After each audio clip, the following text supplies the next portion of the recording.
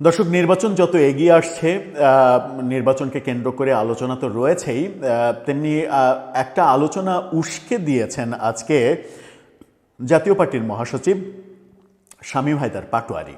তিনি যেটা বলেছেন সেটা মানে একটা আতঙ্কেরই ব্যাপার। তিনি বলতে চাইছেন দেশ গৃহযুদ্ধের দিকে যেতে পারে যদি নির্বাচন সঠিকভাবে না হয়, সুষ্ঠুভাবে না হয়। দেশ গৃহযুদ্ধের দিকে যাবে এরকম আশঙ্কা তিনি কেন করছেন? যদিও নির্বাচনের প্রাক্কালে আমরা দুটো বড় হত্যাকাণ্ডের ঘটনা এরই মাঝে দেখে ফেলেছি। একটা তো মানে রীতিমতো আলোড়ন তুলেছিল শরীফ ওসমান হাদির ব্যাপারটা, অন্যটা বিএনপির নেতার ক্ষেত্রে যেটা হলো, সেই ক্ষেত্রে বিএনপিকে অনেকটা উদাসীন রাজনীতি করতেই দেখা গেছে। বিএনপি মনে করেছে যে এটা একটা বিচ্ছিন্ন ঘটনা, এবং শুধু মনে করে না, তারা বলেও দিয়েছে যে এটা একটা বিচ্ছিন্ন ঘটনা। এবং বিএনপির আরেক নেতা বলেছেন যে এই ধরনের ঘটনা ঘটানো হচ্ছে সরকারকে বেকায়দায় ফেলাতে, অথচ তাদের বড় একজন নেতা আক্রান্ত হচ্ছেন এবং হত্যাকাণ্ডের শিকার হচ্ছেন। এরকম ঘটনা যখন দেখছি, তখন জাতীয় পার্টির মহাসচিবের এই মন্তব্যটা আমাদের মনে, আমরা যারা সাধারণ মানুষ তাদের মনে সত্যি সত্যি আতঙ্কের জন্ম দিতে পারে। কি ভাবছে জাতীয় পার্টি? কেন দেশ গৃহযুদ্ধের দিকে যেতে পারে? কি এমন পরিস্থিতি হলো যে এরকম কথা তাকে বলতে হলো? কি বলতে চাইছেন তিনি? চলুন একটু জেনে দেখি এই ভিডিওতে। থাকবেন পলিটিক্স টিভির নিয়মিত আয়োজনে।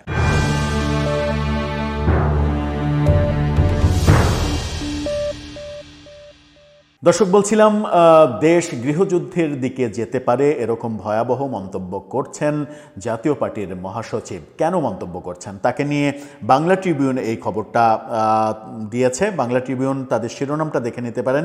সেখানে বলা হচ্ছে, ভোট সুষ্ঠু না হলে দেশে গৃহযুদ্ধ হতে পারে। জাপা মহাসচিব দরজায় কড়া নাড়ছে ত্রয়োদশ জাতীয় সংসদ নির্বাচন, এই নির্বাচন সুষ্ঠু না হলে গৃহযুদ্ধ হতে পারে, এমন মন্তব্য তিনি করেছেন। আগারগাঁয়ে নির্বাচন কমিশন অফিসে মিটিং শেষে তিনি এ ধরনের মন্তব্য করেছেন।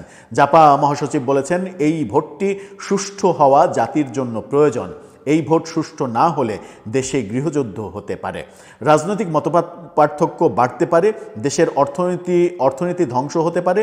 এই ভোটটি দেশকে বাঁচাতে পারে যদি শুধু সুষ্ঠু হয়। তিনি আরও বলেছেন, ইসি যথেষ্ট নিরপেক্ষতার সঙ্গে কাজ করার চেষ্টা করছে। কমিশনের এই নিরপেক্ষতা আমরা মাঠে দেখতে চাই।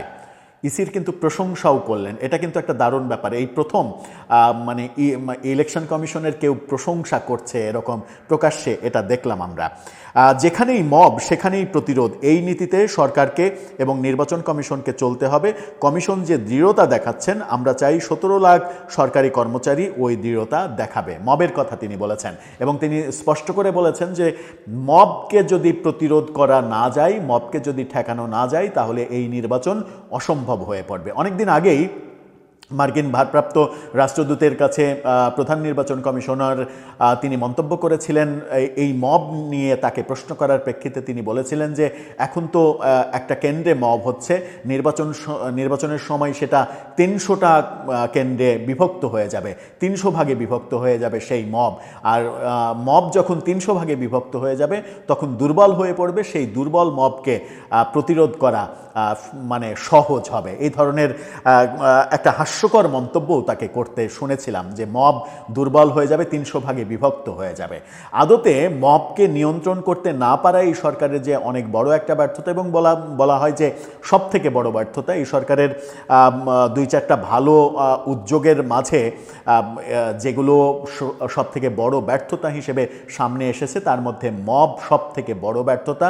এবং মবের মাধ্যমে সারা দেশে যে অরাজক পরিস্থিতি তৈরি হয়েছে, সেটা সর্বশেষ সরকার সত্যিকার অর্থেই উপলব্ধি করতে পেরেছে প্রথম আলো ডেইলি স্টারে হামলার প্রেক্ষিতে। প্রথম আলো ডেইলি স্টার বাংলাদেশের সব থেকে বড় দুটো গণমাধ্যম, সেখানে যখন হামলা হয়েছে তখন সরকার সত্যিই টের পেয়েছে, এবং সরকারের প্রধান উপদেষ্টার প্রেস সেক্রেটারি অবশেষে এর অস্তিত্ব, মবের অস্তিত্ব স্বীকার করেছেন, এবং নিজে যে অসহায়ত্বের মধ্যে চলে গেছেন সেটাও প্রকাশ করতে দ্বিধা করেননি।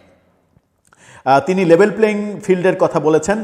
লেভেল প্লেইং ফিল্ডের জন্য সেনাবাহিনী, পুলিশ এবং প্রশাসনকে কাজ করতে হবে বলে বলেছেন। আজকে আমরা দেখেছি জাতীয় পার্টির যে এমপিদের যাদের মনোনয়ন অবৈধ হয়েছিল তাদের আপিলের প্রেক্ষিতে 4 জন মনোনয়ন ফিরে পেয়েছেন, আরও কয়েকজন অপেক্ষায় রয়েছেন, এরকমটা আমরা দেখেছি। মনোনয়নের আপিলের ব্যাপারগুলো চলছে, এই আপিলের ব্যাপারগুলোতে আমরা অনেককেই প্রার্থিতা ফিরে পেতে দেখছি। তার মধ্যে এনসিপির সাবেক নেত্রী তাসনিম জারা, যিনি ঢাকা 9 আসন থেকে স্বতন্ত্র নির্বাচন করছেন, তিনি তার মনোনয়ন প্রার্থিতা ফিরে পেয়েছেন। তিনি আশা প্রকাশ করেছেন ফুটবল মার্কা নিয়ে তিনি নির্বাচন করবেন। ওদিকে হামিদুর রহমান আজাদ, কক্সবাজারের জামাতের সহকারী সেক্রেটারি জেনারেল, তার মনোনয়নপত্র বাতিল হয়েছিল, আপিলে তিনি প্রার্থিতা ফিরে পেয়েছেন। এই দুটো বড় খবর আজকে ঘটেছে মনোনয়নের প্রার্থিতা ফিরে পাওয়ার ক্ষেত্রে। কিন্তু জাতীয় পার্টির মহাসচিব যে গৃহযুদ্ধের আশঙ্কা করছেন, সেটাকে কি আমরা অমূলক কিংবা একেবারে উড়িয়ে দিতে পারি? তার মন্তব্যটা কিন্তু খুবই সিরিয়াস, খুবই গুরুত্বপূর্ণ। কারণ নির্বাচনের প্রাক্কালে এখনও কিন্তু আমরা সহিংসতা ঠেকাতে পারিনি। সারা দেশে নানা ধরনের সহিংসতা হচ্ছে। কালকে বেশ কয়েক জায়গায় অনেকগুলো সংঘর্ষের ঘটনা দেখেছি, কখনো বিএনপি, কখনো বিএনপি এনসিপি, কখনো বিএনপি জামাত। এই ধরনের ব্যাপারগুলো বারবার আমাদের সামনে আসছে গণমাধ্যমের মাধ্যমে।